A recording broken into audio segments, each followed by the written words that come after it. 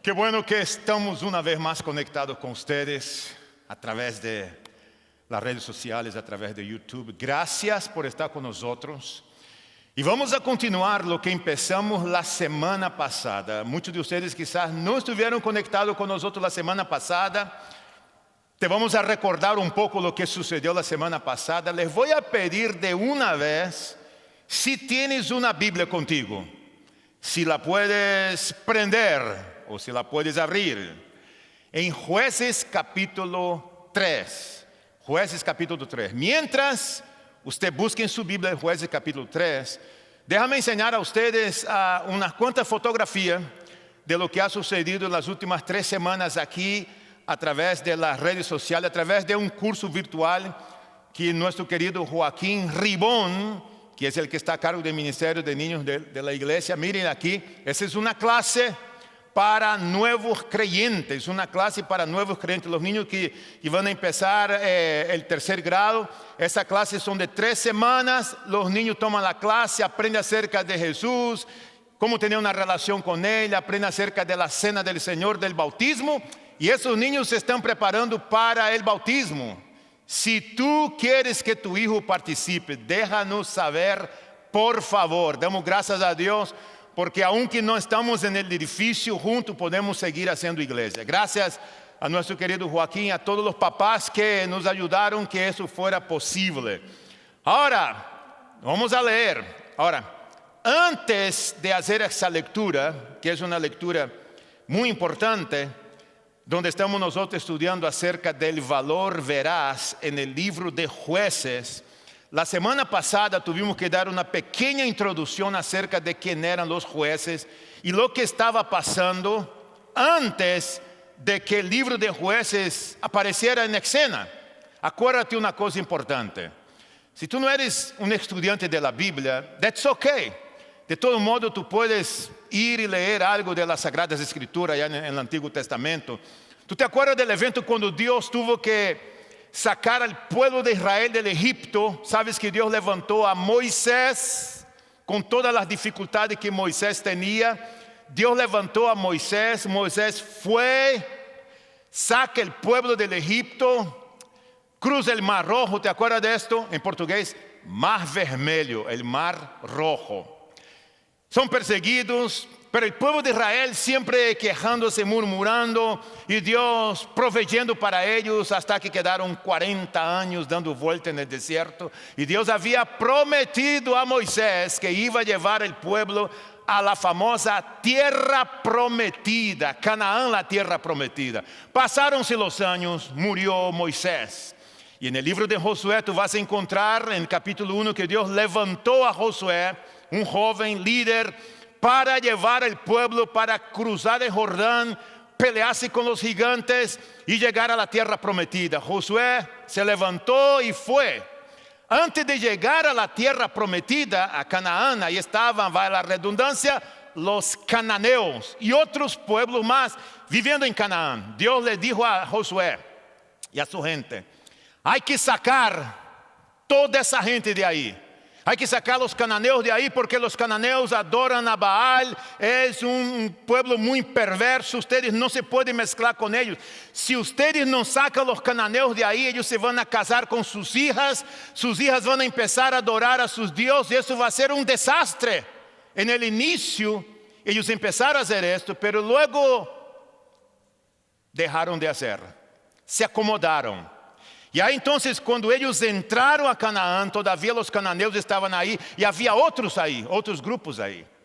Triste la historia, que el pueblo se mezcló con los pueblos paganos. Las mujeres y los hombres empezaron a adorar a otros dioses. Fue entonces cuando Dios decide levantar los jueces. La semana pasada les dije que los jueces, o la palabra juez de ese libro, jueces, no tiene nada que ver con un juez que está en una corte, sentado detrás de una mesa, con un martillo en la mano, impartiendo juicio. Esos no son los jueces que habla el libro de Jueces.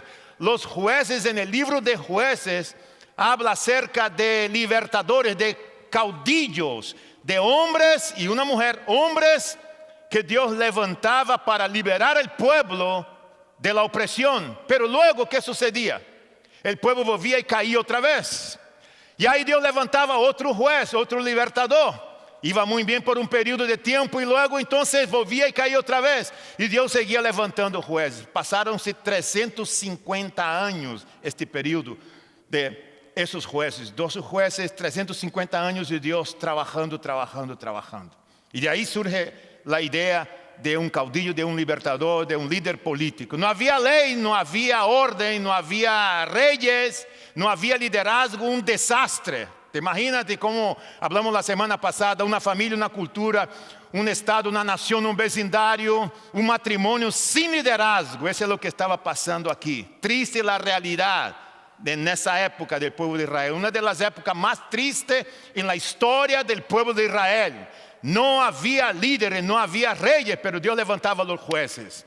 Déjame leer contigo rápidamente, si tú ya tienes entonces tu Biblia contigo, lo que fue que sucedió. Yo voy a leer en Jueces capítulo 1 y voy a empezar en el versículo 3. ¿Okay? Vamos a leer varios versículos del capítulo 3, pero el versículo 3 al versículo 6 nos da una idea de lo que pasó. Quedaron los 5 príncipes de los filisteos, todos los cananeos y los sidonios y los heveos que vivían en los montes del Líbano, desde el monte de Baal Hermón hasta Lebo Hamat. El versículo 4, allí los dejó el Señor para poner a prueba a los israelitas y a ver si obedecían sus mandamientos que Él había dado a sus antepasados por medio de Moisés. Entonces el versículo 5 dice: los israelitas vivían entre cananeos, cosa que no debería haber sucedido, pero vivían entre los cananeos, entre los hititas, amorreos, fereceos, heveos y jebuseos. Y el versículo 6 nos dice realmente lo que pasó. Se casaron con las hijas de esos pueblos y sus propias hijas las casaron con ellos y adoraron a sus dioses. Triste la realidad, porque Dios había dicho: saquen todos los cananeos, todos los pueblos de ahí, para que ustedes puedan habitar ahí. Decidieron no hacerlo. Y es donde entonces empieza la época de los jueces. Y el primer juez que Dios levantó, que tú vas a ver ahí, si tú sigues leyendo, es un hombre llamado Otoniel. Fíjate bien que si tú sigues leyendo la Biblia, los versos que siguen, vas a ver que Otoniel es uno de los jueces que Dios levantó para liberar a su pueblo. Y él lo hace. Otoniel se levanta, libera el pueblo. En el versículo 11, versículo 7 y 11, tú vas a ver que Otoniel liberó a Israel y hubo paz durante 40 años, gracias al liderazgo del juez Otoniel. 40 años de paz. Pero la historia se vuelve a repetir. Otoniel muere y vuelve otra vez el caos, el desastre, sin liderazgo, sin un líder que pudiera llevar al pueblo. No había paz, el pueblo estaba en un desorden completo. Después de eso, Dios permitió que otros dioses tuvieran a Israel y se juzgara a Israel por un periodo de tiempo. Hasta que entonces Dios levanta un otro juez, que ese es el juez de nuestra historia de hoy. Y eso pudiéramos llamar, y si vamos a colocar un título en esa enseñanza, llamaríamos de cuando el valor se encuentra con el caos. Puedes anotar ahí si tú quieres.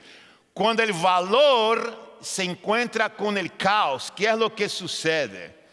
La primera cosa que sucede cuando el valor se encuentra con el caos es que es muy fácil perder el enfoque en Dios en medio del caos. Ese es el punto número 1, si tú quieres anotar.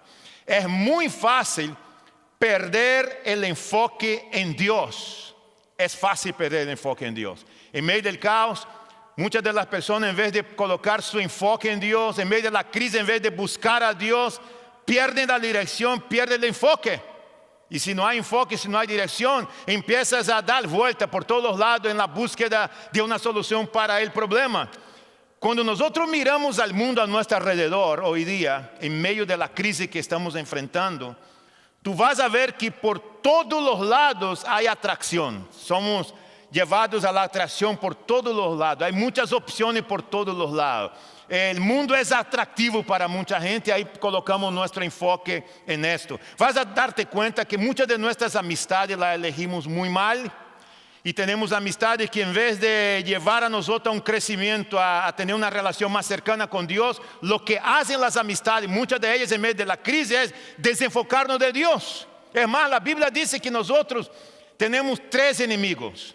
La Biblia dice que el mundo es uno de los enemigos de los hijos de Dios. Ahora, cuando la Biblia habla de la palabra mundo, está hablando del sistema que hay en el mundo, el sistema mundano que existe, que es atractivo para mucha gente y es fácil, simple y sencillamente colocar nuestro enfoque a donde hay algo que nos atrae.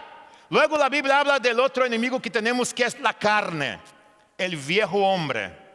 Y a veces en medio de la crisis mucha gente lo que hace es volver a la práctica y a vivir como el viejo hombre, el viejo da Silva, como que algunos extrañan aquella vida anterior.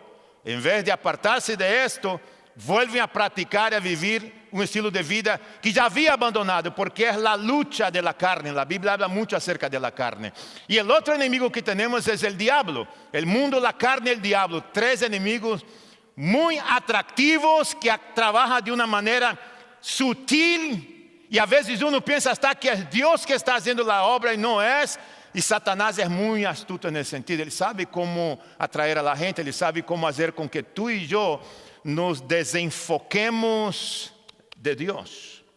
El mundo, la carne y Satanás. Una vez alguien dijo: muéstrame tus amigos y yo te mostraré tu futuro. Piénsalo por un momento. Muéstrame tus amigos, tus amistades y yo te mostraré tu futuro. ¿Quién son esas personas con quien tú estás compartiendo tu vida? Las personas con quien tú compartes tu vida son personas que te desafían, que te llevan a crecer en tu relación con Dios, o son personas que te apartan más de Dios. Dios había dicho al pueblo: saquen a los cananeos, a los pueblos, no conviva con ellos.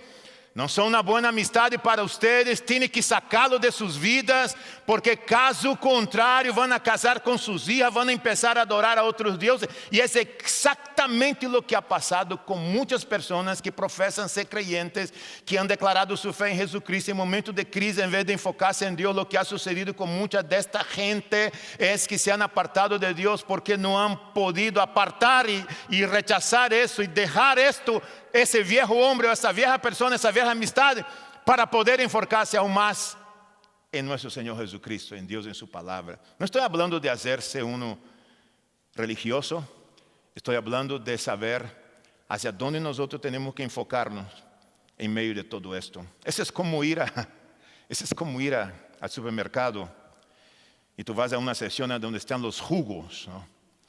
Y ahí está el jugo de naranja, sobre todo nosotros que vivimos en el sur de la Florida, que nos encanta la naranja, producimos la naranja. Entonces dice, jugo de naranja y está ahí, 100% jugo de naranja. ¿Te has dado cuenta? Es 100% jugo de naranja. Llevas a tu casa y si tú pones la mitad del jugo de naranja en un vaso y la otra mitad pones agua, lo que era 100% puro ya no es 100% puro porque hay agua mezclada. Estás diluyendo el jugo de naranja. Lo que yo he visto en la vida de mucha gente, cuando se une con alguien en el yugo desigual, cuando tiene una relación que realmente en vez de ayudarte te aplasta, es que mucha gente han dejado sus principios y valores. Lo que era puro antes está mezclado con agua. Lo que era 100% antes ya no es más, porque los principios y valores conocidos en la palabra de Dios ya no es 100% puro para mucha gente, debido a que nunca han sacado los enemigos de su vida. Y son aquellos que viven una vida donde tú puedes notar por todos los lados se están diluyendo porque el agua va a diluir el jugo y muchas personas están siendo en esa situación diluidas por el agua que hay en ese mundo, por la carne y por el mismo Satanás y la forma como él trabaja. Una otra cosa que nosotros aprendemos de esa historia es que nuestra falta de enfoque nos conduce al desorden y al desastre. Te lo voy a repetir. Nuestra falta del enfoque nos conduce al desorden y al desastre. Ahora, yo quiero leer con ustedes, yo voy a leer con ustedes unos cuantos versículos de la palabra de Dios. Hasta me voy a sentar en un momento porque esa es una historia, la historia que vamos a leer es una historia que huele feo. Ahora, cuando yo digo que huele feo, es porque huele muy feo. No es que huele más o menos, huele súper feo. Y tú preguntas, ¿por qué es que Dios ha permitido que esa historia que huele tan mal, pero más mal de lo que tú puedes imaginar, huele malísimo, se encuentra en la Biblia? Bueno, si esa historia que está ahí, que huele súper feo, se encuentra ahí es porque Dios tiene un propósito y puede ser una historia tan fea, con un olor terrible, para ayudar a nosotros a conocer aún más su palabra. Uno de los problemas más grandes del pueblo de Israel, como habíamos dicho la semana pasada, es que los padres dejaron de transmitir su fe a los hijos. Simplemente dejaron de hacer eso. Moisés había dicho en el libro de Deuteronomio que los padres deberían mantenerse enfocados y transmitir la fe y los valores a sus hijos. Y no lo hicieron. El desastre total. Otro problema es que los sacerdotes dejaron de predicar lo que deberían de predicar. Y cuando los padres fallan, cuando los sacerdotes o los predicadores fallan la sociedad, falla la nación, falla la familia y es crisis por todos los lados. Entonces, cuando eso ocurre, cuando hay desorden, cuando una sociedad no tiene un líder, tú vas a leer por el libro de Jueces que los matrimonios estaban rotos, las familias estaban rotas, rota estaba la política, rota estaba la justicia, no había liderazgo. Eso todo es la consecuencia de la desobediencia del pueblo. Y no solamente eso, todo roto, una nación rota. Cuando tú estudias ese libro, te pregunto, ¿te suena algo parecido a nuestra realidad de hoy día? Yo creo que el libro de Jueces es una realidad muy grande de lo que estamos viviendo hoy día, tú y yo. Es una realidad, es impresionante leer ese libro y ver lo que está pasando en el mundo hoy día.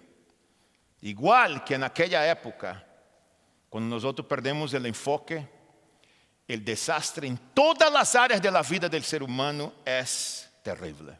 Muy bien, ¿qué pasó con nuestra historia? ¿Qué es lo que sucedió? Otoniel murió y Dios levantó a otro líder. Escucha lo que dice y me voy a permitir sentar con ustedes hoy. Versículo 15 dice: los israelitas volvieron a clamar al Señor y el Señor les levantó un libertador, un juez, Ahod, no te olvides ese nombre, hijo de Gerá, de la tribu de Benjamín, quien era sordo. ¿Escuchaste? Tenía un problema, una deficiencia física, ¿verdad? Por medio de él, los israelitas enviaron un tributo a Eglón, que es otro nombre raro, pero esos son los dos personajes de nuestra historia que huele feísimo, Ahod y Eglón, rey de Moab. Bueno, Ahod era una persona que, de acuerdo a la Biblia, lo que dice la palabra, y lo que dicen los judíos, lo que dicen los estudiosos, que posiblemente él no tenía el brazo derecho o quizás no tenía la mano derecha. Tenía una deficiencia física. Solo podía usar su brazo, su mano izquierda.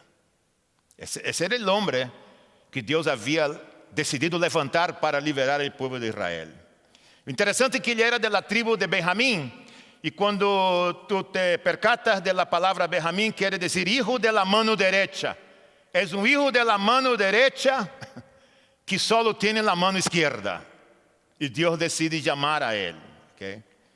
Entonces, en aquella antigua cultura, es interesante la historia de la Biblia porque tú haces tu investigación y ustedes pueden hacer en casa, buscar por todos los lados. Van a ver que en aquella cultura, donde él vivía en aquella época, la mano derecha era usada para saludar a alguien. Tú nunca podías usar tu mano izquierda para saludar a una persona. La mano derecha era importante para comer, se comía con la mano derecha. Como que había algo en contra de los que eran izquierdos, si podemos colocar en ese contexto. Y ese hombre tenía un problema serio con eso, porque al no tener la mano derecha, él tenía que hacer absolutamente todo con la mano izquierda. Ahora, cuando yo hablo todo, ahí queda a critério de ustedes usar su imaginación. Yo no voy a decir nada. No voy a mencionar nada, no quiero meterme en problema con nadie. Pero eso es lo que dice la Biblia. Es lo que dice la Biblia. Eglón era el rey de Moab. Entonces, el pueblo de Israel tenía que pagar impuestos, tributo. Y Dios levanta a Og, ese hombre con esa deficiencia física, y él se prepara para ver al rey, y él decide hacer algo que, si podemos pensar en ese contexto, era algo ilegal, pero él hizo algo. Eso está en la Biblia y nosotros lo vamos a leer. En el versículo 16 dice: Ahod se había hecho un puñal de doble filo. No era común usar esto, pero él hizo un puñal de doble filo, como de 30 centímetros, escúchame bien, de largo, el cual sujetó a su muslo derecho, porque él no tenía la derecha. Él hace un puñal de 30 centímetros, 12 filos, y esconde debajo de sus vestiduras. Escucha lo que dice la Biblia. Versículo 17 dice: se presentó el tributo a Eglón, rey de Moab, que era muy gordo. Yo no sé por qué la Biblia hace esas cosas, ¿verdad? Pero hay otra traducción que dice que él era obeso. Era extremadamente gordo. Entonces aquí está un rey, casi que sacado de las caricaturas de los niños, de los muñequitos, que yo me imagino así, yo contando esa historia a mi nieto. Un rey muy gordo, que tiene oprimido al pueblo de Israel, y Dios levanta un tipo que solo puede usar la mano izquierda. El tipo decide hacer un puñal de doble filo, 30 centímetros, esconde y va a ver el rey extremadamente gordo. Dice el 18: cuando Ahod terminó de presentarse, se fue a despedir a los hombres que habían transportado el tributo o el impuesto. Pero luego se regresó desde las canteras que estaban cerca de Gilgal, y dijo: Majestad, tengo un mensaje secreto para usted. Y el rey dijo: silencio, ordenó el rey. Ahí entonces hago una pausa aquí rápidamente para recordar ese evento. Él va a ver al rey llevando el tributo. El rey contento porque él dice: tengo un mensaje, y es un mensaje de Dios para ti. Y él llega allá.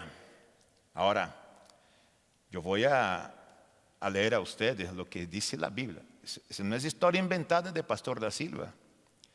Él llega con un puñal, una espalda de 30 centímetros, colocada al lado derecho, doble filo, escondido, para ver al rey que está esperando el tributo, el impuesto de los judíos.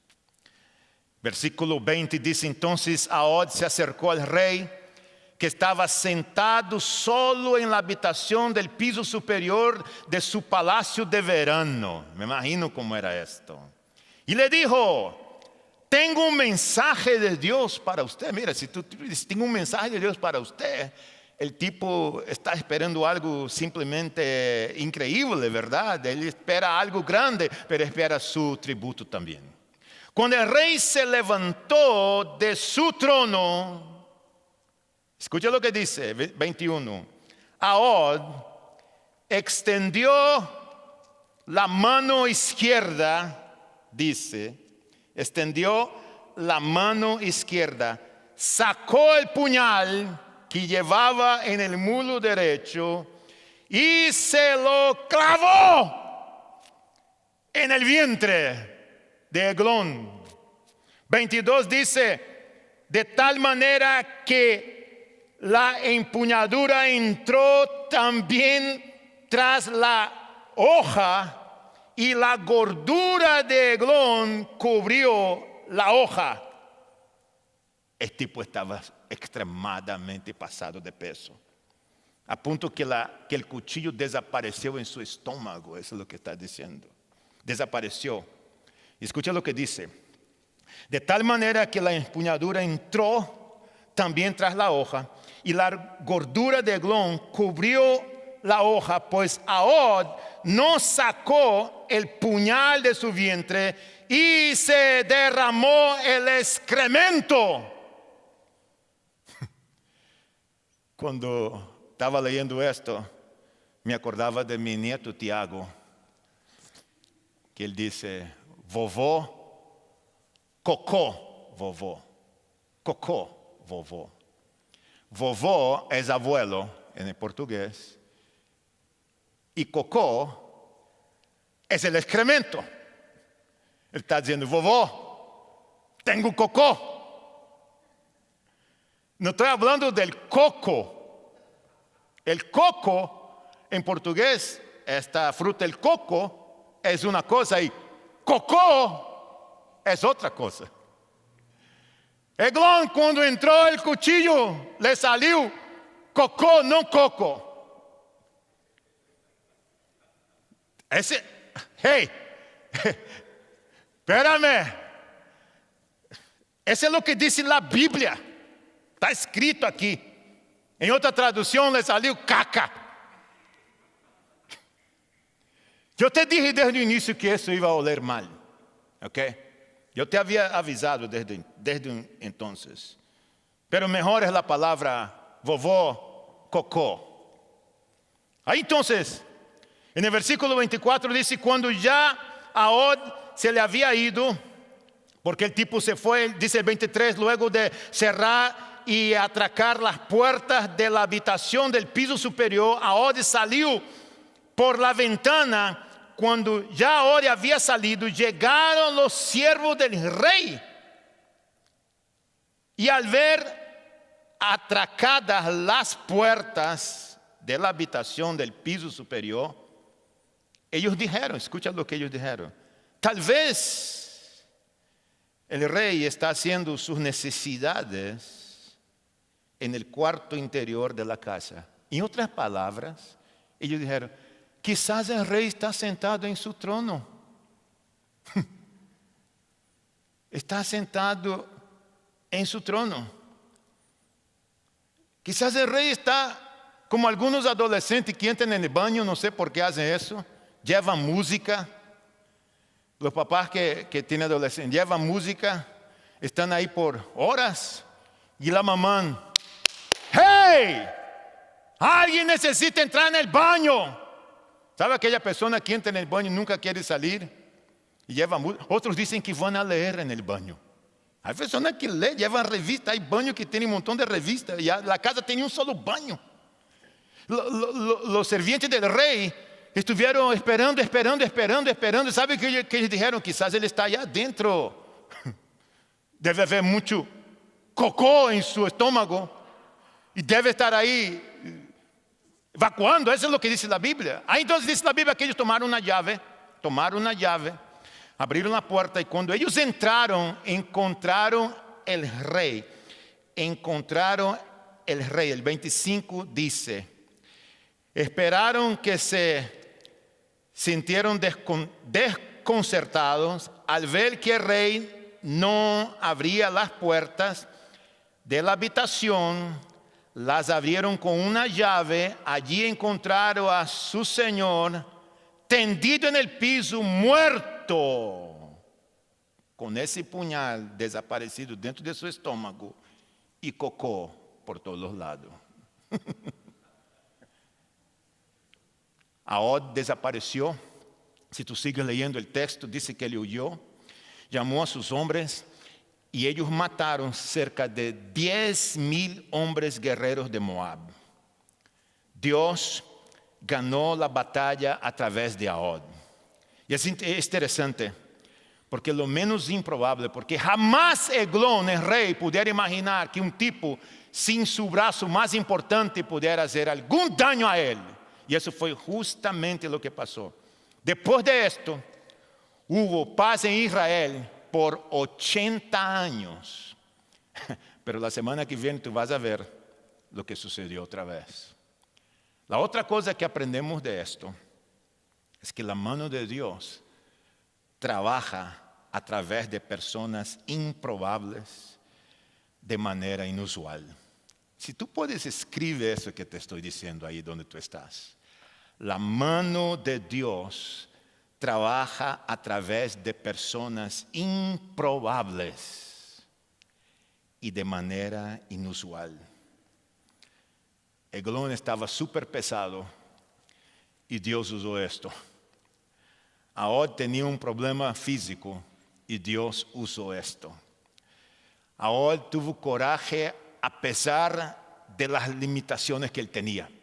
Yo me pregunto, ¿no puede Dios usar a nosotros con todas nuestras limitaciones? ¿No puede Dios usar a nosotros con todas las situaciones y todos los problemas que nosotros estamos enfrentando hoy, en medio de una situación como estamos? ¿No puede Dios hacer lo mismo con nosotros? Claro que sí. Ahí uno se pregunta, ¿quién es el verdadero héroe de esta historia? ¿Quién es el verdadero héroe de esta historia? Y tú te pones a pensar, bueno, pudiéramos nosotros decir que hay muchos héroes en esa historia, pero realmente hay un solo héroe en esa historia. Cuando hablamos de la vida nuestra en medio del caos y queremos salir del caos y nos esforzamos para eso y buscamos hacer lo mejor, como creyente tú tienes que darte cuenta que el verdadero héroe no eres tú, el verdadero héroe no soy yo, el verdadero héroe de tu familia, de tu matrimonio, el verdadero héroe de tu sociedad, el verdadero héroe en tu relación con los demás no eres tú, no soy yo. El verdadero héroe es el libertador llamado Jesucristo, nuestro Señor. Yo quiero recordar a usted algo que yo considero importante para nosotros, sobre todo en las situaciones que nosotros estamos viviendo hoy día. Triste la situación en que estamos viviendo hoy día. Una situación muy parecida a la situación del pueblo de Israel. Injusticia social, corrupción por todos lados. Nuestra política fracasada, pero muy fracasada. Los conflictos religiosos ni nos hace falta mencionar. Los padres dejando de transmitir su fe a sus hijos. Los niños creciendo sin conocer a Dios. Y el pueblo, ¿sabe lo que el pueblo anhelaba en aquel entonces? Liberación. El pueblo quería liberación. Y uno se pregunta, como una persona preguntó otro día mientras yo miraba un canal de televisión con todo lo que está pasando en los Estados Unidos. ¿Hasta cuándo la injusticia? ¿Hasta cuándo nosotros vamos a vivir así? La única cosa que yo puedo decir a ustedes es esto. ningún gobierno, ningún partido político va a poder arreglar la situación del mundo o la situación de una nación. Y lo peor que ustedes y que ese tu servidor podemos hacer, lo peor que podemos hacer es colocar nuestra esperanza en un partido político. Lo peor que podemos hacer es colocar nuestra esperanza en un hombre. Lo peor que nosotros podemos hacer es colocar nuestra esperanza en la religión y pensar que la religión va a solucionar el problema de la humanidad, porque el problema de la humanidad está en el corazón del individuo. Mientras Dios no opera en los corazones individualmente, el caos será constante. Cada ser humano necesita ser transformado por el poder de Dios. Es una transformación interna, porque si no hay transformación interna, nunca podrá haber transformación externa. Y el cambio no empieza externamente, el cambio empieza internamente. Yo necesito tener ese encuentro con el Cristo que libera, el Cristo que transforma. Y cuando eso empiece a ocurrir en mi vida, en tu vida, en la vida de ella, en la vida de él, en la vida de aquel, hay una transformación individual, personal. Y ahí tú vas a ver un cambio externo en la vida de esa persona y vas a poder ver un cambio en la sociedad, un cambio en la iglesia, un cambio en la familia, un cambio en el matrimonio. Pero el cambio es individual, es personal y empieza adentro de nosotros. Ese es el único lo que Cristo puede hacer. Es esto, transformar tu corazón de una manera interna. Interna. El verdadero héroe no eres tú. El verdadero héroe no soy yo. El verdadero héroe nunca fue Simón Bolívar. El verdadero héroe tampoco fue Cristóbal Colón. El verdadero héroe no fue para los mexicanos para nada Emiliano Zapata. Y tampoco para los brasileños hoy día el verdadero héroe es el presidente Bolsonaro. No es el verdadero héroe. El verdadero héroe no fue el expresidente Barack Obama. El verdadero héroe no es el Papa Francisco. El verdadero héroe no es ningún pastor y ningún cura. Verdadero héroe no es Joe Biden y tampoco es Donald Trump. El verdadero héroe y lo único que te puede liberar es Cristo Jesús. Ese es el verdadero héroe. Es el único que te puede liberar de tu amargura. Es el único que te puede liberar de tu odio. Es el único que te puede liberar de tu falta de perdón, es Jesucristo. Es el único que te puede liberar de las tentaciones que hay ahí afuera, es Jesucristo. Es el único que te puede liberar verdaderamente de tu depresión, es Jesucristo. De tu ansiedad, es Jesucristo. Es el único que te puede liberar de toda la opresión demoníaca que quizás tú has estado sufriendo hoy mismo, opresión demoníaca en tu vida. ¿Quién te puede liberar? Ninguno de esos hombres de la lista te puede liberar. Solamente Jesucristo te puede liberar. Cristo es el verdadero libertador. El verdadero héroe es Jesucristo. Ahod, el hombre de nuestra historia, usó su mano izquierda, lo único que él tenía. Lo único que él tenía.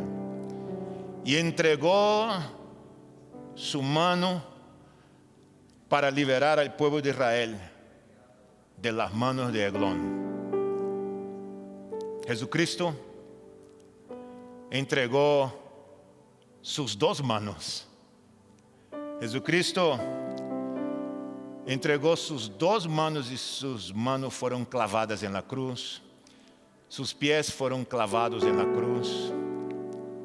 Jesucristo fue literalmente mutilado para que a través de Él nosotros pudiéramos experimentar la verdadera libertad y conocer el verdadero héroe de la historia.